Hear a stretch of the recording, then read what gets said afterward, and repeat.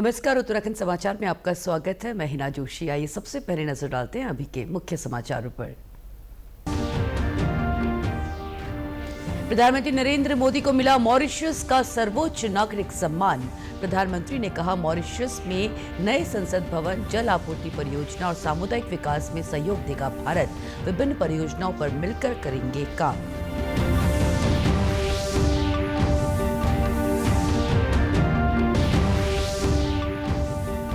राजभवन देहरादून में हर्षोल्लास से मनाई गई होली। राज्यपाल ने प्रदेशवासियों को होली की दी शुभकामनाएं। होली पर सामाजिक सौहार्द, प्रेम और एकता का दिया संदेश।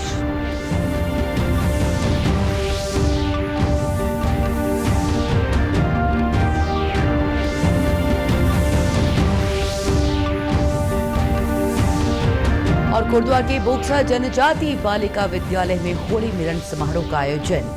जिलाधिकारी डॉक्टर आशीष चौहान हुए शामिल। कहा, प्रत्येक बच्चे का अधिकार है शिक्षा। और अब समाचार विस्तार से।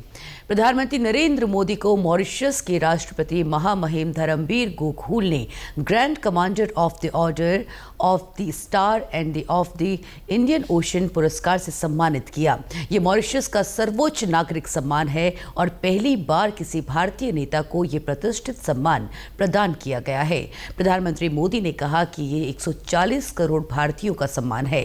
उन्होंने मॉरिशस के नागरिकों को राष्ट्रीय दिवस की शुभकामनाएं दी और कहा कि भारत और मॉरिशस भविष्य में भी हर क्षेत्र में मिलकर काम करते रहेंगे। इस दौरान प्रधानमंत्री नरेंद्र मोदी ने पोर्ट लुइस में मॉरिशस के प्रधानमंत्री डॉक्टर नवीन चंद्र राम गुलाम के साथ संयुक्त प्रेस वार्ता में बड़ा ऐलान किया। उन्होंने कहा कि भारत और मॉरिशस की साझेदारी को अब उन्नत रणनीतिक साझेदारी का दर्जा दिया गया है। इस ऐतिहासिक फैसले से दोनों देशों के संबंधों में एक नई मजबूती आएगी। प्रधानमंत्री मोदी ने घोषणा की कि भारत मॉरिशस में एक नए संसद भवन के निर्माण में सहायता करेगा, जो भारत की ओर से मॉरिशस को लोकतंत्र की जननी के रूप में एक उपहार होगा।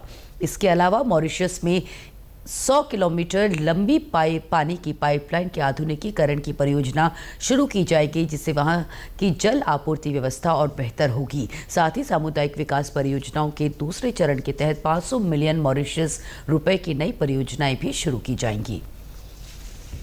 मैं प्रधानमंत्री नवीन चंद्र राम गुलाम जी का और मॉरिशस सरकार का आभार व्यक्त करता हूं। साथियों, भारत और मॉरिशस का संबंध केवल हिंद महासागर से ही नहीं, बल्कि हमारी साझी सांस्कृतिक परंपराओं और मूल्यों से भी जुड़ा है।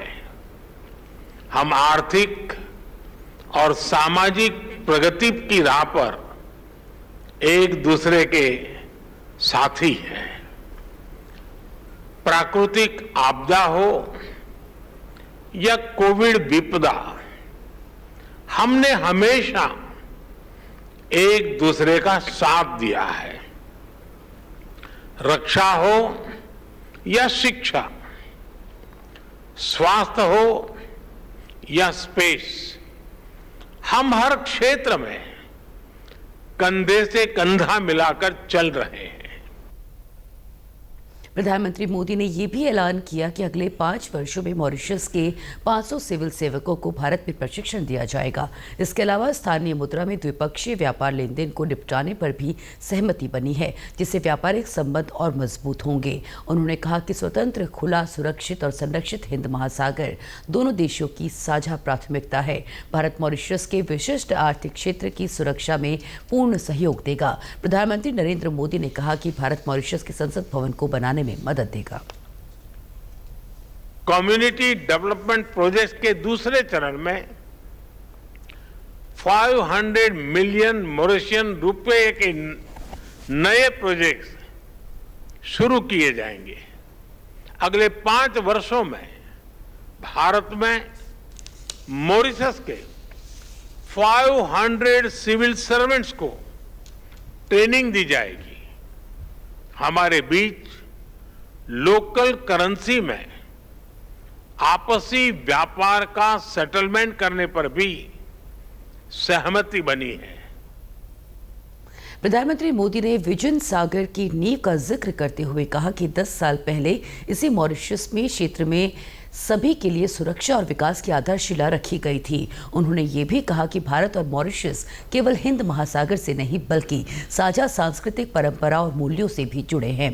चाहे प्राकृतिक आपदा हो या कोविड-19 महामारी, भारत और मॉरिशस ने हमेशा एक दूसरे का साथ दिया है। साथियों, प्रधानमंत्री जी और मैं सहमत है कि रक्षा सहयोग और मैरीटाइम सिक्योरिटी हमारी स्ट्रेटेजिक पार्टनरशिप का अहम हिस्सा है। Free, open, secure and safe Indian ocean हमारी साझी प्राथमिकता है।